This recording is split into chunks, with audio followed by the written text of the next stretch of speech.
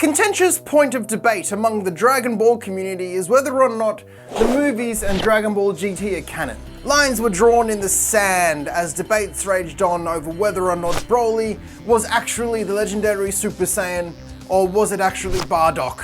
The point that underlines all of this is that Akira Toriyama was only involved with character designs and not much else story-wise. But people still argue whether or not it's canon to this day, even with the advent of Dragon Ball Super. But fortunately, I am here to settle all of this. I think Dragon Ball GT is canon, but not to the main show. I think Dragon Ball GT takes place after the movie timeline. What I'm saying is that the events of the movies take place on a slightly different timeline, where events of the main show have slightly altered to allow the events of the movie to take place. This timeline leads into Dragon Ball GT, whereas the events of the main timeline lead into Dragon Ball Super. For simplicity's sake, we'll call this the movie timeline and this the Z timeline. That just makes things a little bit cleaner. I know this sounds absolutely ridiculous, but stick around because I'm gonna blow your mind!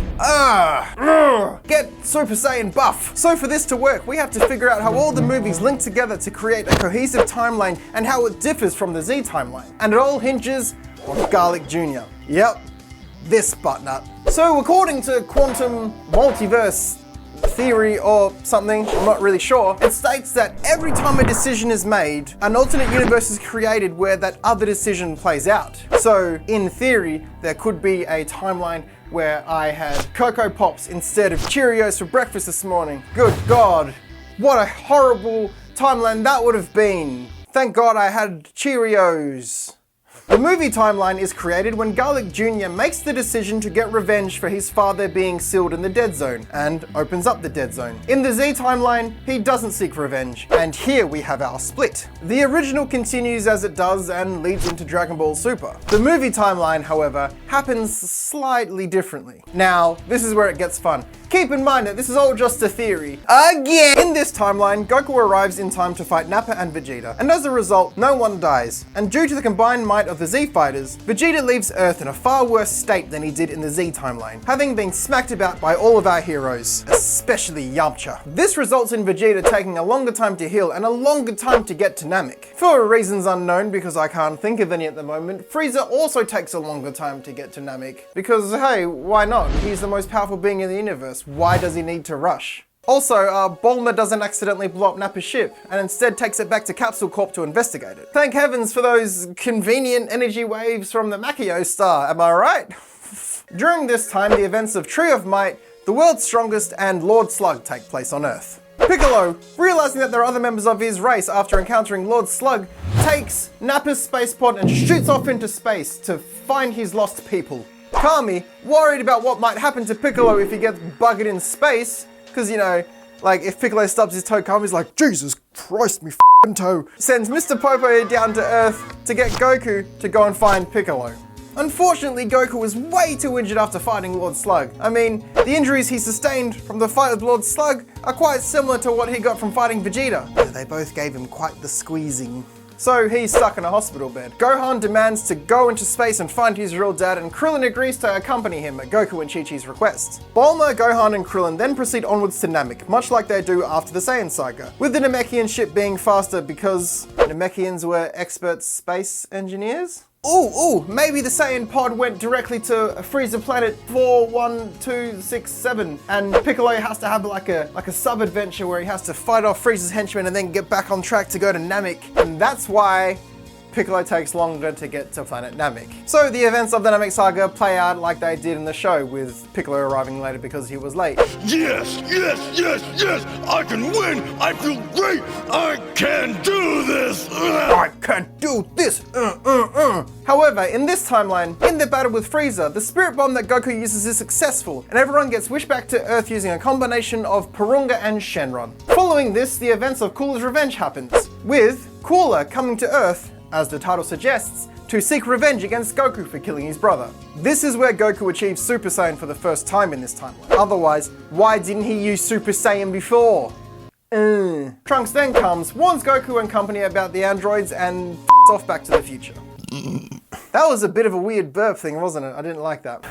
In the 3-year gap, the Z Warriors travel to New Namek for a cute little visit, and that's where the events of the Return of Cooler take place, where it is also revealed that Vegeta has achieved Super Saiyan for the first time because merchandising. No one else sees him get this transformation though. In the movie timeline, Goku's heart virus kicks in a little early, forcing him to be bedridden for the arrival of the androids, because the idiot didn't drink his medicine. The events happen in essentially the same way, with Vegeta defeating Android 19 and everyone getting their asses kicked by Android 18. It's around this time that Goku wakes up and where the events of Super Android 13 take place. The computerized Dr. Gero activates his other 3 androids to go and take care of Goku while 16, 17 and 18 are piss fighting around with clothing stores. However, while all of this is happening, Cell manages to sneak up and suck up Android 17. Sensing the huge increase in power, Goku's like, dudes! Hyperbolic time chamber, let's get up there, and everyone goes up there, and the events of the show play out pretty similarly, with the Cell games eventually happening because Vegeta ruins everything. In the 10-day period leading up to the Cell games, the events of Broly happen. There is the argument that the Broly movie couldn't happen because Goku and Gohan were trying to maintain their Super Saiyan form, and they appear in their base forms in the movie, but Goku and Chi-Chi are trying to enroll Gohan in a very popular school, and blonde hair is seen as a sign of delinquency in Japan, so they would have had to power down for that.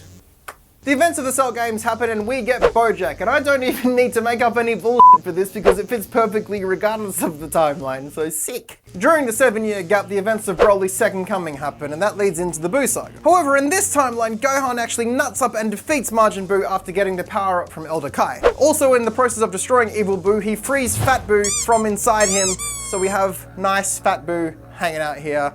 You know, just for consistency's sake. Goku then comments on what a shame it is that Majin Buu turned out to be such a prick and that he'd like to fight him as a good boy one day. Ooh, you know, just that sprinkle that foreshadowing in for Oob, you know, gotta keep that going as well. So at this point, Goku and Vegeta are dead, allowing for the events of Fusion Reborn to happen. Then Goku and Vegeta are inevitably wished back and boom!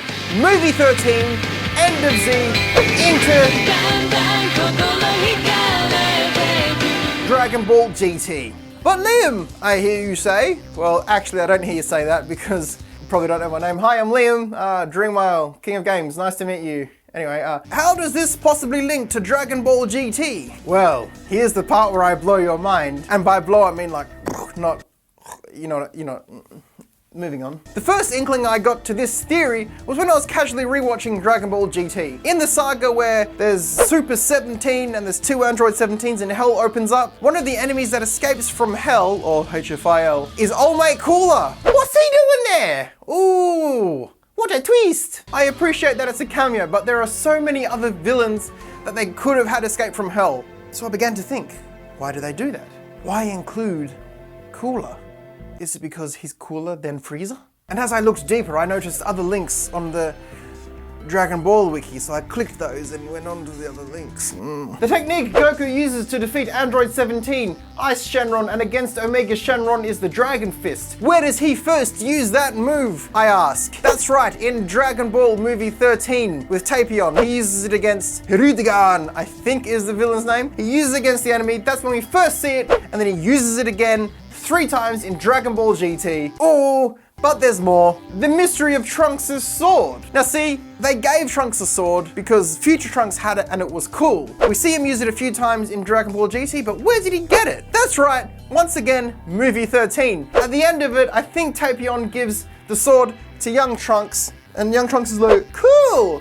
Alright, that can only mean movie 13 is canon to Dragon Ball GT. I've heard people say that this is the origin for Future Trunks' sword, but it can't be because Trunks grew up in a timeline where everyone but Future Gohan existed. So, I mean, the final nail in the coffin, I guess, is the appearance of Gogeta. In the film Fusion Reborn, Goku teaches Vegeta the fusion dance. It is never used again throughout Z or even Super. It is used in the final battle against Omega Shenron. Boom! I hope I blew someone's mind. I'm blown for sure. Now this is all in good fun, of course. I don't think any of this is actually intentional or legitimate. Really, at the end of the day, I think it's safe to say that Dragon Ball GT owes a lot more to the movies than the original series, both in presentation and storytelling. It's just fun to speculate and make up some fan theories, like this one I'm working on right now, where, I'll give you a little teaser, Majin Buu is actually Vidal's mother. Let that sink in. What do you guys think? Do you have an alternate theory? Do you have a better idea of how the movie timeline would fit together? If you have any Dragon Ball Z theories at all, let me know. I'd love to hear them. I might feature them in a future video. If you want to see more Dragon Ball content from me, make sure you subscribe because I'm going to be posting a whole lot more Dragon Ball content on this channel in the future. Sweet dreams! Ah.